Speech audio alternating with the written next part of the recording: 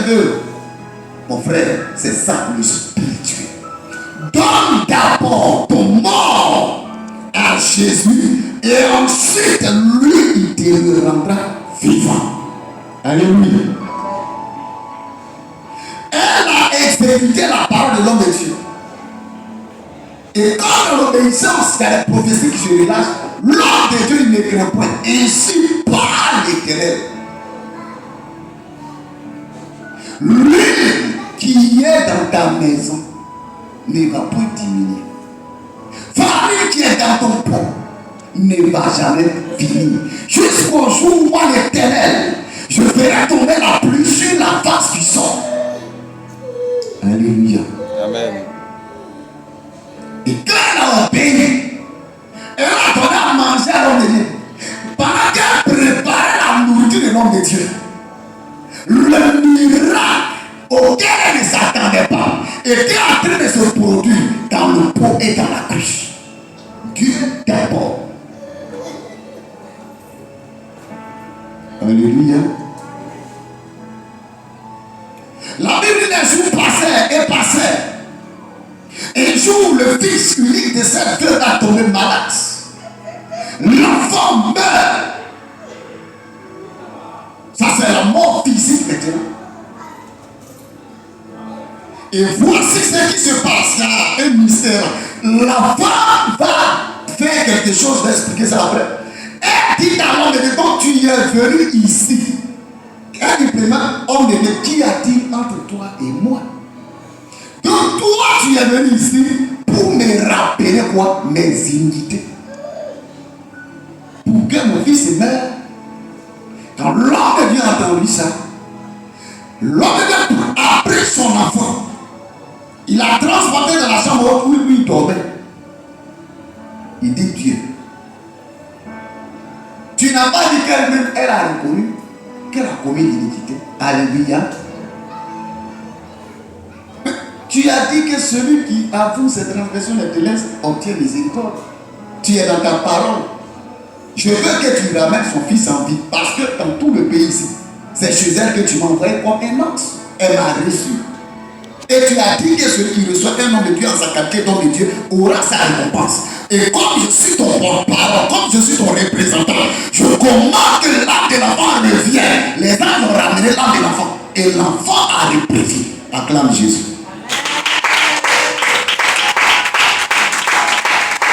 La femme était en train de penser comment on va faire l'enterrement de son enfant. Et du coup, elle voit son fils qui était mort et désormais vivant. Dans la main de l'homme de Dieu. Et voici ce qu'elle va dire. Écoutez très bien. Elle dit, maintenant, je vois que tu es un homme de Dieu véritable. Et que la parole de Dieu dans ta bouche est véritable. Amen. Est-ce que tu as compris quelque chose? Ça veut dire, il y a des niveaux de miracles et des catégories de miracles. Et l'homme de Dieu a multiplié l'huile et farine.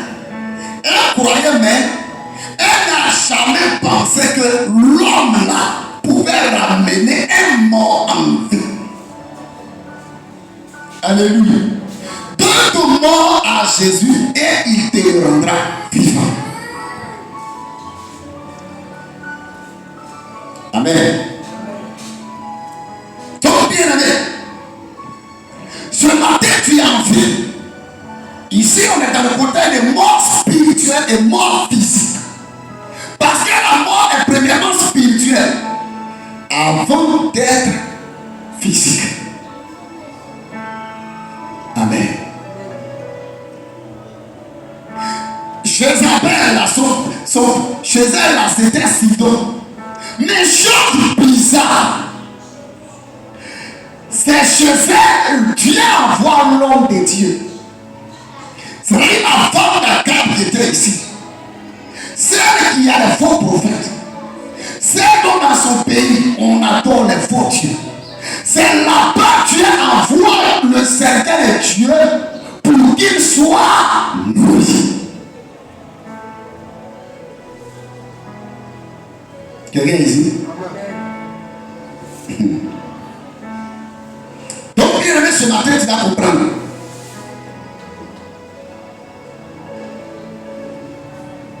La mort dont on a parlé, on a dit, la mort est spirituelle. Et ensuite, on voit maintenant le côté physique. Kadal Djekouti. Quelqu'un peut rester là quand on va commencer à prier tout de suite, uniquement. En disant au nom de Jésus, esprit de mort, qui te dit. Tu vas voir quelqu'un va faire tourner. Mais est-ce que quand la personne rentre, est-ce que tu vois la mort? Non. C'est la mort spirituelle. Alléluia. Donc ici, la première mort est spirituelle. On voit ici que Israël est le pays où le peuple, puis le peuple de Dieu, et encore le peuple de Dieu. Alléluia. Mais la mort spirituelle est rentrée et c'est devenu mort physique. Pourquoi? On a renversé l'autel de Dieu. Il n'y avait plus d'autel pour faire là des sacrifices. Personne n'était disposé là pour servir. Chacun fuyait. Parce que la mort spirituelle frappait. Parce qu'il y a un démon qui était entré. Et par le canal de la femme du roi, Achab, Jézabel, la Sidonienne. Alléluia. Amen. C'est ainsi aussi chez toi, dans ta famille. La mort spirituelle est rentrée dans ta famille parce que quelqu'un de ta famille est allé prendre un faux Dieu pour introduire dans la famille et la famille fut esclave de tous ces dieux étrangers. Puisque personne ne connaissait Jésus dans ta famille, les esprits de combien?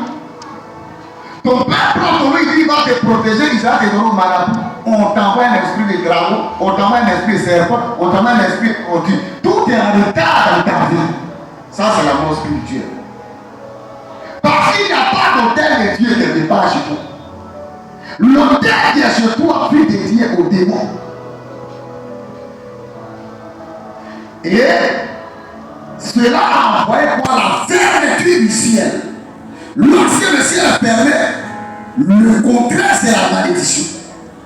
Et lorsque le ciel est ouvert, c'est la bénédiction. Alléluia. Amen. Donc ici, du moment où le prophète a fermé le ciel, puisqu'il était le représentant de Dieu, il ne s'est pas levé comme ça pour aller fermer. C'est Dieu qui l'avait inspiré de fermer.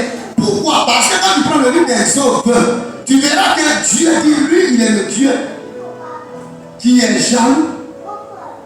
Et que ceux qui pratiquent l'idolâtrie sont punis. De la première à la troisième à la quatrième génération, n'est-ce pas? Donc ici, c'est cette parole-là qui a frappé Israël parce que la tête même du pays d'Israël, le roi et sa femme aimaient les faux dieux. Donc, là, quand Dieu parlait de façon tangible, on pouvait toucher, on pouvait voir comme ça. Parce qu'il n'était pas spirituel. Donc le ciel est fermé et la pluie ne pouvait pas tomber. Ça symbolise la malédiction sur le pays. Et quand il y a ces choses dans ta famille, ça symbolise la malédiction dans ta vie. Parce que tu n'es pas personne n'est connecté au Dieu de la bénédiction. Tout la mort rentre. Où il n'y a pas de vie. C'est comme quelqu'un qui a fait son champ. Mais le champ n'est pas arrosé. Il n'y aura pas de bons résultats. Alléluia. Et c'est ainsi. Dieu va dire sur cette terre, cachez-toi. Pour un temps. Et quand il se cache, on lui donne à manger par le canal des animaux impurs. Pourquoi? Parce que le Dieu saint, son autel n'était plus présent.